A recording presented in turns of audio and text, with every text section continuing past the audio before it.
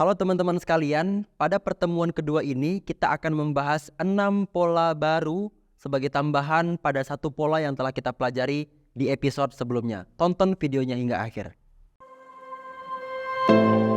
Tapi jangan lupa bagi teman-teman sekalian yang belum menonton video pada episode pertama, silahkan tonton dari awal hingga akhir agar dapat memahami materi kali ini dengan baik.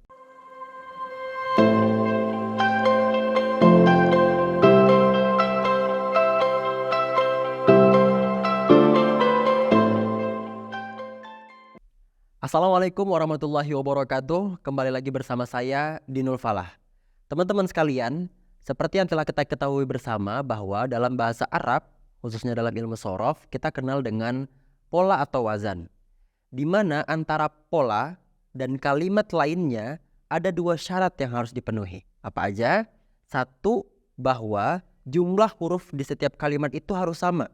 Dan yang kedua, harokat setiap huruf pada kalimat itu sama. Nah, pola-pola pokok dalam bahasa Arab atau dalam ilmu shorof itu kita kenal atau kita sebut dengan istilah tasrif usul atau tasrif istilahi. Ada 12 pola dalam pembahasan ini, tapi pada pertemuan episode kedua ini kita hanya membahas 6 pola terlebih dahulu. Baik, kita langsung saja masuk pada pola pertama. Kita bisa lihat yaitu fa'ala.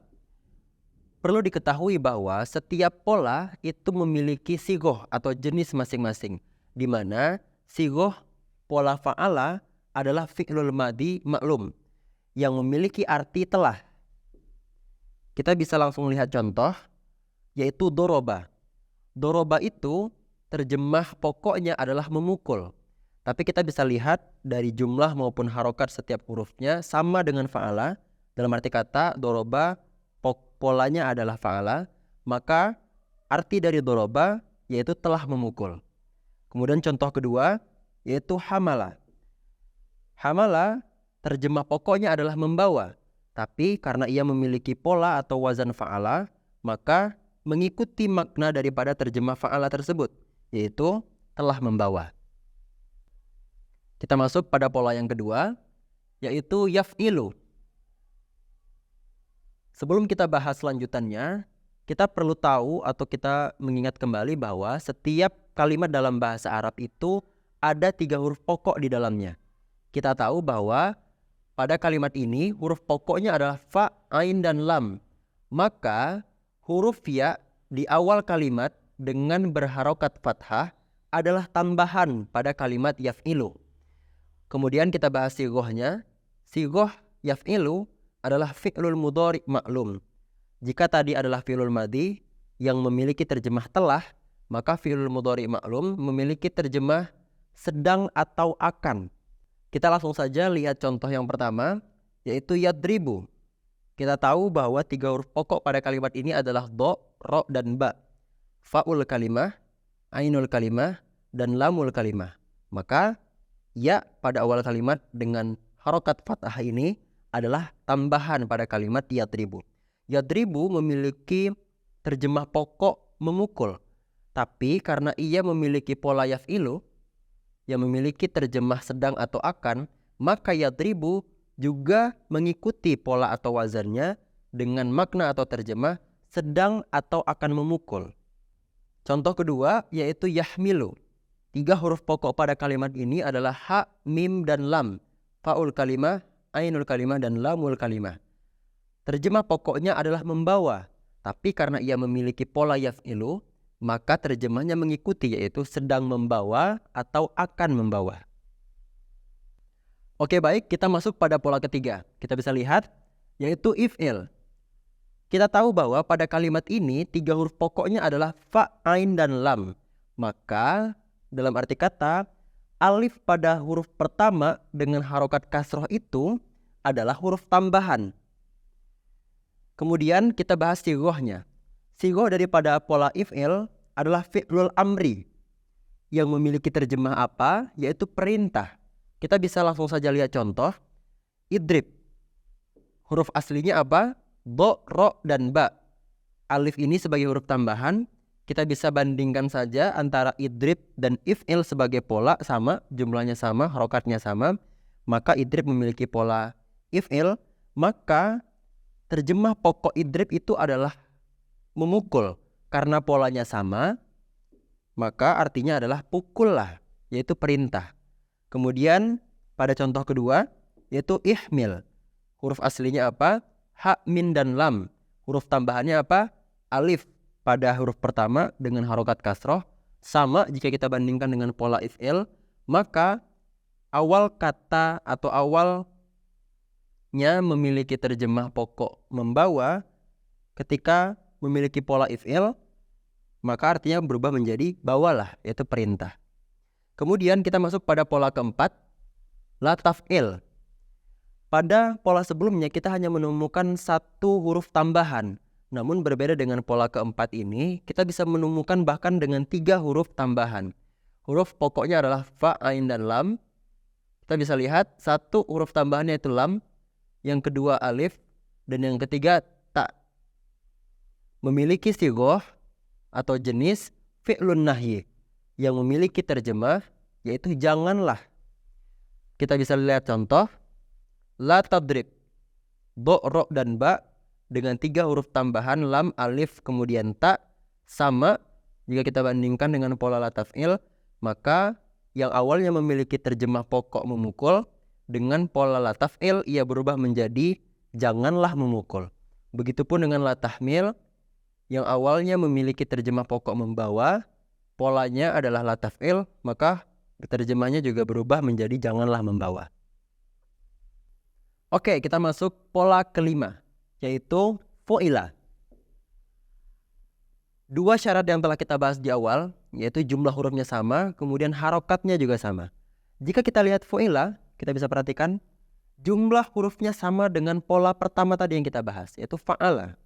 Tapi tidak memenuhi syarat kedua, yaitu harokatnya tidak sama. Yang pola pertama fa'ala, pola kelima fu'ila. Maka tidak disamakan dan tentu memiliki peruntukan yang berbeda. Kita bisa lihat sigoh daripada fu'ila adalah fi'lul madi majhul, di mana fi'lul madi majhul memiliki terjemah atau peruntukan dengan terjemah telah di. Masih bingung? Kita lihat contoh. Pertama adalah duriba. Duriba kita lihat jumlahnya sama dengan fu'ila, kemudian harokatnya sama, fu'ila, duriba. Terjemah awalnya, terjemah pokoknya duriba adalah memukul. Karena polanya sama atau wazannya sama, maka terjemahan juga mengikuti dengan terjemah yang telah dirubah seperti ini, telah dipukul, begitu ya. Kemudian humila, sama seperti fu'ila, terjemah pokoknya adalah membawa. Setelah disamakan dengan pola fu'ila, maka terjemahnya mengikuti, yaitu telah dibawa. Kita langsung saja bahas pola ke-6 karena sedikit mirip dengan pola sebelumnya. Kita bisa lihat yuf'alu. Sama dengan pola kedua yang tadi kita bahas, ada penambahan satu huruf di awal kalimat dengan huruf ya, yang membedakan hanyalah harokat. Jika pola kedua harokatnya fathah, pola ke-6 harokatnya dhammah, yuf'alu. Sigoh daripada yuf'alu atau jenisnya adalah fi'lul mudhari majhul. Kalau pola kelima fi'lul maddi majhul, kalau pola ke-6 fi'lul mudhari majhul. Terjemahnya adalah sedang atau akan di. Kita bisa lihat contoh. Yang pertama yudrobu. Tetap huruf pokoknya doroba. Ada penambahan kata yaitu ya di awal kalimat. Harokatnya dhammah. Sama dengan yuf'alu. Maka artinya atau maknanya adalah sedang dipukul atau akan dipukul. Begitu ya. Kemudian yuhmalu. Hamala. Kemudian ada penambahan kata, juga ada perubahan harokat di sini. Sama dengan yuf'alu, maka terjemah pokoknya yang awalnya membawa, setelah memiliki pola ini, terjemahnya berubah menjadi sedang dibawa atau akan dibawa. Baik teman-teman, kita telah mempelajari 6 pola. Yang pertama fa'ala, yang kedua yaf'ilu, yang ketiga if'il, yang keempat la taf'il, yang kelima fu'ila, dan yang keenam yuf'alu. Jangan kemana-mana, kita akan praktekkan 6 pola itu. Baik teman-teman sekalian, kita coba rangkum 6 pola tadi. Kita bisa lihat papan tulis sekarang. Fa'ala, yaf'ilu, if'il, la taf'il, fu'ila, dan yuf'alu. Pola pertama hingga pola terakhir. Kita bisa lihat contohnya. zolama, yazlimu, izlim, latazlim, zulima, dan yuzlamu. Kita coba bahas satu persatu. Yang pertama, fa'ala dengan sigo atau jenis fi'lul madhi maklum dengan terjemah telah. Maka zolama artinya adalah telah menzolimi. Selanjutnya pola kedua, yaf'ilu dengan sigo fi'lul mudhari maklum dengan terjemah sedang atau akan. Maka yazlimu memiliki arti sedang menzolimi atau akan menzolimi. Pola ketiga, if'il dengan sigo atau jenis fi'lul amri, yaitu perintah. Maka izlim memiliki makna zolimilah, yaitu perintahkan. Kemudian lataf'il dengan sigo atau jenis fi'lun nahyi, terjemahnya latazlim, yaitu janganlah menzolimi. Oke, kemudian pola kelima yaitu fu'ila dengan sigo atau jenis fi'lul madhi majhul dengan terjemah telah di. Maka zulima memiliki arti telah dizolimi. Kemudian yuf'alu, sigohnya atau jenisnya adalah fi'lul mudhari majhul. Yuzlamu artinya sedang dizolimi atau akan dizolimi. Oke, sebelum kita lanjut, nanti silahkan cek kolom deskripsi.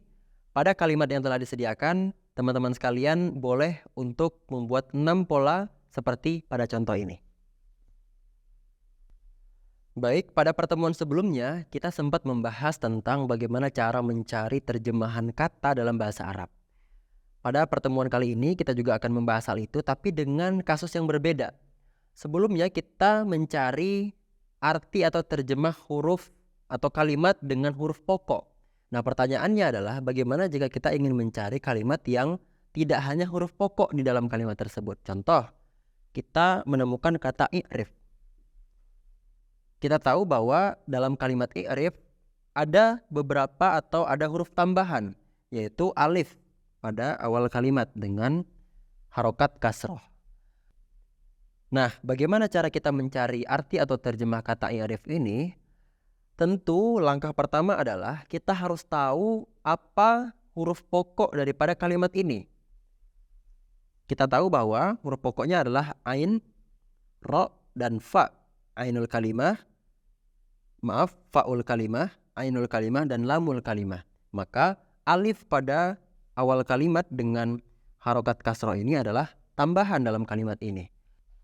Setelah kita mengetahui 3 huruf pokok pada kalimat tersebut, maka caranya adalah sama seperti yang telah kita pelajari sebelumnya.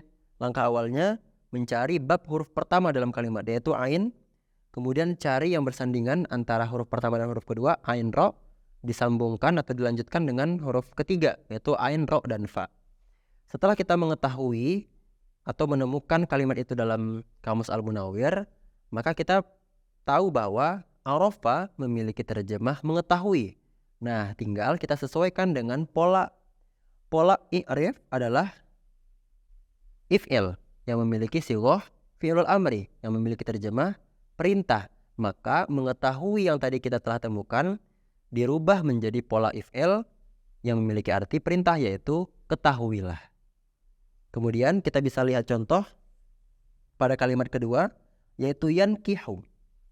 Kita tahu bahwa tidak semua huruf dalam kalimat ini adalah huruf asli.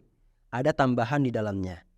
Kita harus ketahui dulu apa huruf asli daripada kalimat ini, yaitu nun, kaf, dan ha. Maka cara mencari terjemahnya tetap kita harus mencari bab huruf pertama terlebih dahulu, yaitu nun. Cari yang bersandingan antara nun dan kaf. Cari yang bersandingan antara nun, kaf, dan ha.